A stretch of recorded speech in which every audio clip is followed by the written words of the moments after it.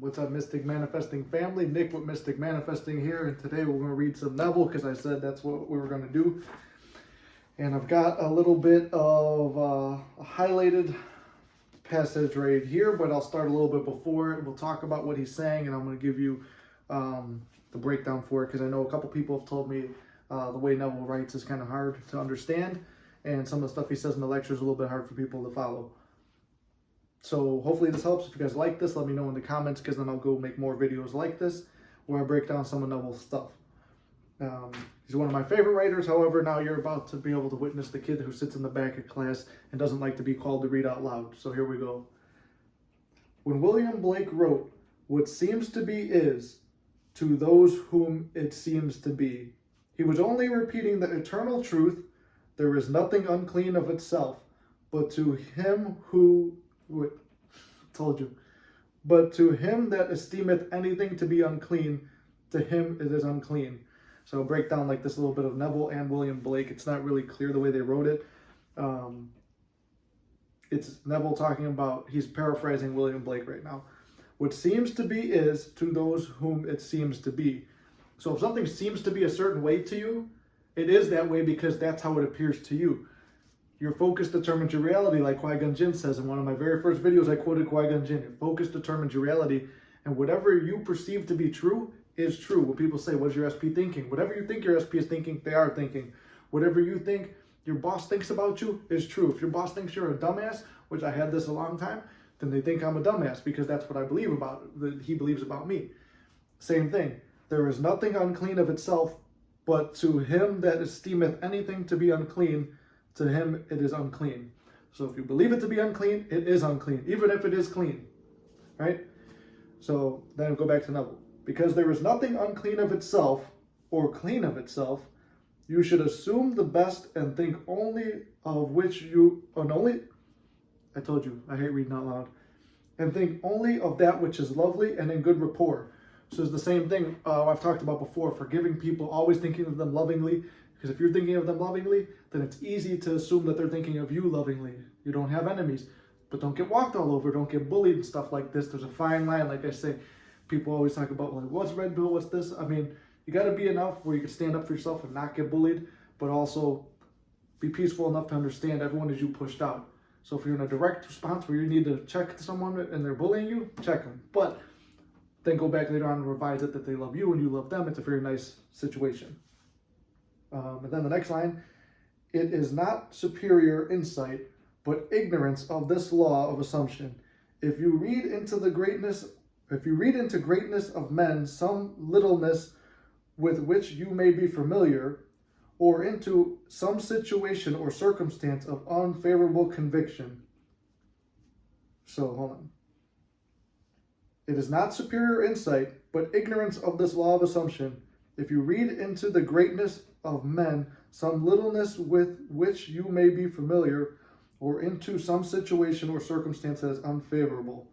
So the more you read into it, the more it's like overthinking. He's talking about overthinking now.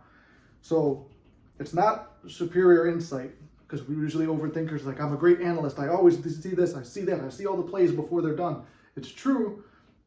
You could see everything before it happens, but you're not looking at all possibilities. Usually when you're overthinking, it's negative, like, well, if SP's not contacting me, then she's contacting someone, and it's probably another girl, or probably another guy. If it's another guy, then they're probably planning a date, and if I don't see her this weekend, then she's definitely on a date with another guy. And how can we plan it? But it's not superior insight where that person would be like, "I already know how this goes. This is always how it happens."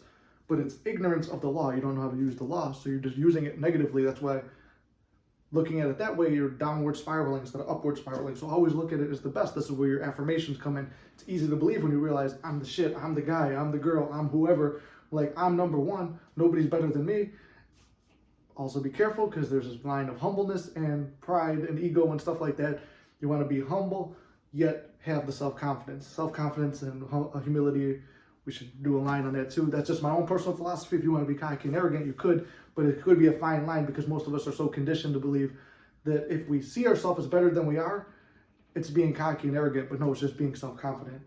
Anyway, now, here's the part that I highlighted. All that's build up. So it's just him telling us That what seems to be is, because we see it that way and we believe it's that way. If it's unclean, it's unclean. If it's clean, it's clean. It's because that's how we believe it to be. If something is dirty, like the example was dirty, it's dirty. So my shirt is clean. I just took it out of the wash, but it's got a wrinkle in it, as most of my clothes do, you see. But there's a wrinkle on the shirt. But even though it smells fine, it just came out of the dryer and there's all the evidence of it. To me, it is dirty. So it is a dirty shirt because I've said it's a dirty shirt. It's just a stupid example. But anyway, here's the part that I highlighted. Your particular relationship to another influences your assumption with respect to that other and makes you see him that which you do see. If you can change your opinion of another, then what you now believe of him cannot be absolutely true, but is only relatively true. So that's the part I highlighted. I gave you the build up to it with just a little bit of an outline, but this is the most important part. Your particular relationship to another influences your assumption with respect to that other. So whatever you're assuming of them is true. This is like I keep saying. With respect to the other, makes you see him that which you do. So you're seeing him the way that you want to see him. If you think someone's a douchebag or an asshole or whatever, that's what they are, because they have to treat you that way because you've given them permission in your mind to treat you that way, because your subconscious and everyone who's you pushed out now will treat you the way you expect to be treated from that person.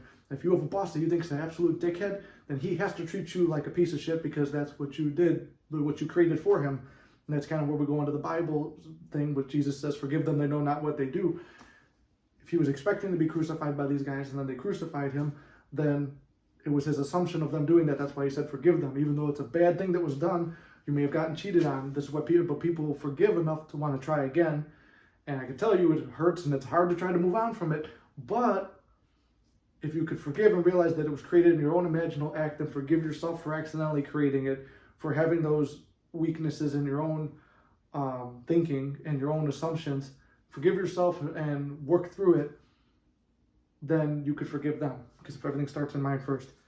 You can change your opinion of another, and then what you now believe of him cannot be absolutely true, but only relatively true. It's now he says relatively true, meaning you might get a little bit of pushback. So if I assume that my SP only wants to be with me, but we've had rocky past, some of that rocky stuff that I may still have ingrained in me is still going to be popping out and showing itself. But the more I dwell in the beautiful version of my SP will be the version that shows up more. The more, but it's not just for SP.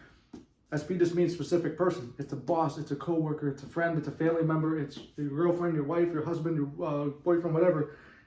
The SP is a specific person. So they can only act and believe the way, they can only act and be the way you expect them to be. So expect only the lovely for them. Here it says, and then,